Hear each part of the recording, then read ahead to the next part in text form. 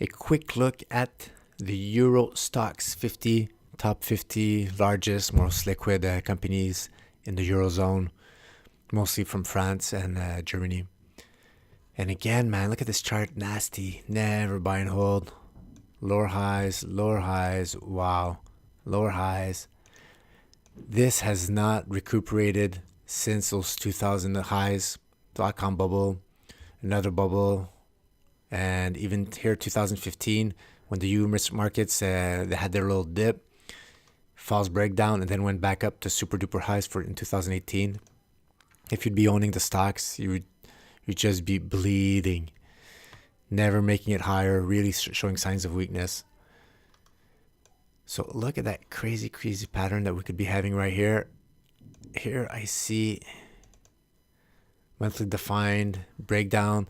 The price action is right on the 12-month moving average. So if that bounces down and keeps declining, we could be heading here, testing these the January open, December close, and start hitting that zone right here where we could be forming this bigger top pattern.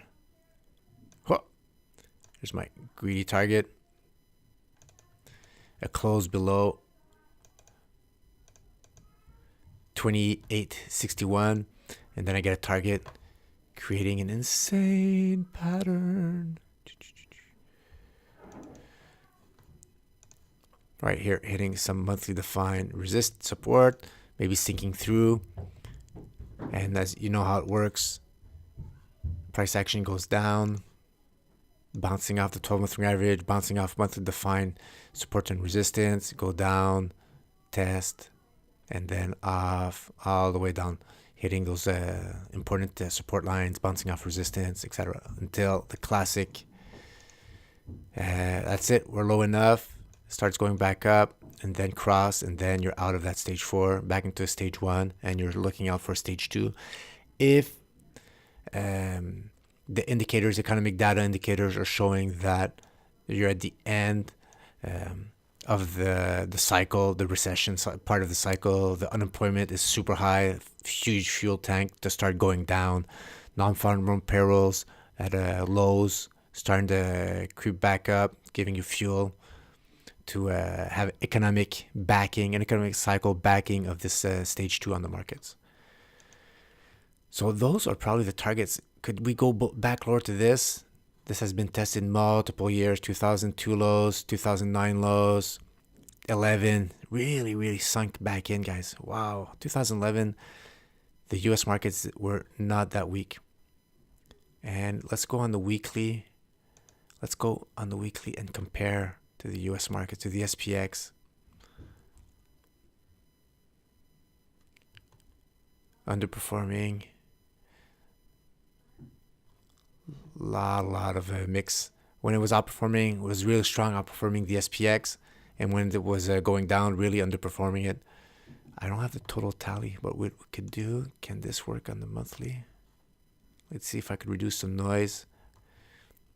There's the zones, mostly in a stage 4 against or stage 3s or 1s against the SPX, severely underperforming it. If I remove all that weekly noise, it would have been way better in the US markets, except for a brief period between 2005 and 2008.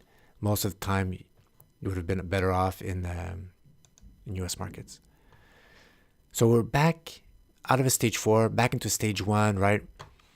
That red triple confirmation, underperforming the SPX, below, underperforming the SPX, below declining 30-week average. If it's great, because you don't have all three.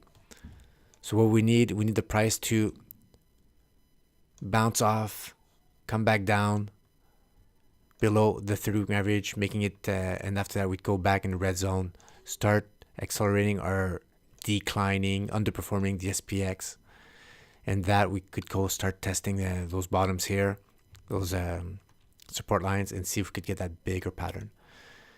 So that bigger pattern, that would be nice target all the way down here to those 2000 lows. And look, if it did it before, could do it again until we get a full global economic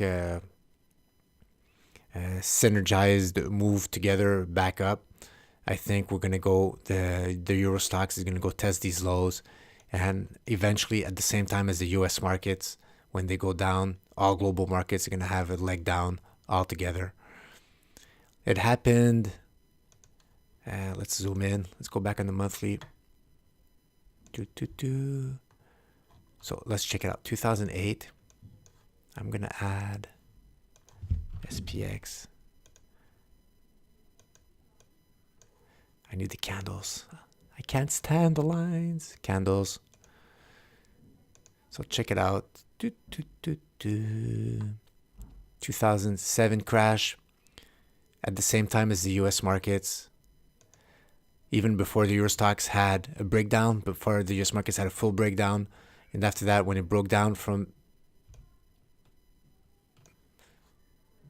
It had a final leg down, or even more leg downs, always following the US markets.